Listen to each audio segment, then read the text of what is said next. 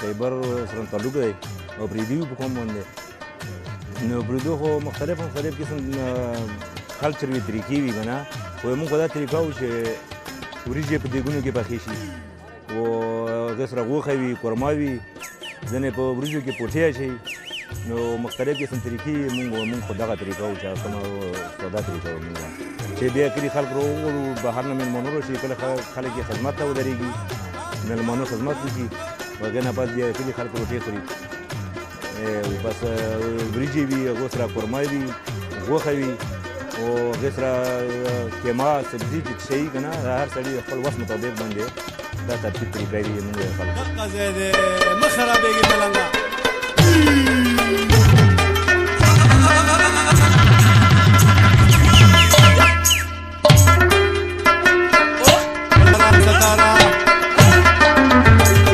نواب عزت او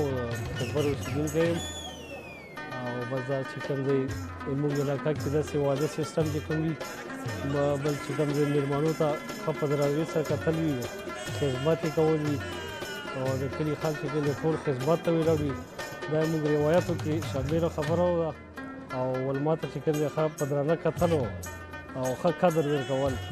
او بل مختلف قسم جوسونه هم وي پکې او ښه طریقې سره او ښه درناوي سره چې کوم دی د علما قدر ویزات چې کوم دی دلته کېږي مخکې خو داسې وو چې دا پروګرامونه او دا شیان هم وو پکې اوس هم چېرته کېږي کوم ځای کې نه کېږي او دا چې کوم دی خو د ډېر وخت نه دا شی روان دی کېږي په دا شیانو چې کوم پروګرامونه کېږي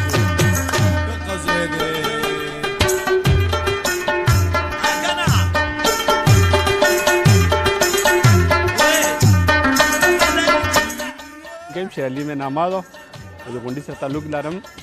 ماشاءالله د موږ رسم او رواج اوس هم ډېر ښه دی مخکې مقابله کې ځکه چې موږ اوس هم اجتماعي خبره ده اجتماعي کې ډېرې فایدې وي خلک خدمات ښه بعد ډېرو شیانو فایدې خلکو ته راسي سوچ هم ښه دی ماحول هم ښه دی د ډېرو خبرو نه اوس موږ بچ یو نن سبا الحمدلله لکه د شادي خیال د خرچونه بچ یو وسره د ویټرانو د خرچونه بچ یو وسره د موږ د کلي ماحول چې کوم دی لکه زور هغه مشرانو هغه پکې اوس هم شته تمیز عزت د دغه وجه نه زموږ د هغه د واده لیول چې کوم دی اوس هم الحمدلله ښه دی او خلک پرې مطمئن دي ته خوشحال دي ماشاءالله د موږ خو خدای ته پته چې د اجتماعي خبره وي لکه هر یو سړی د کلي کور ماحول والا چې کوم دی اندا چې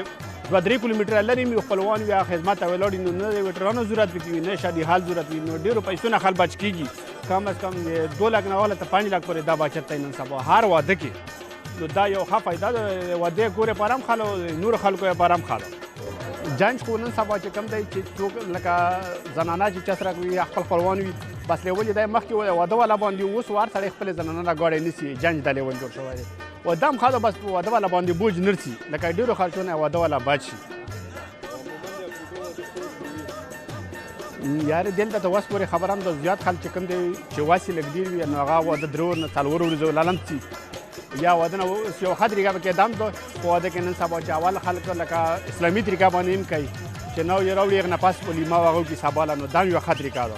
نو انچومنټ دی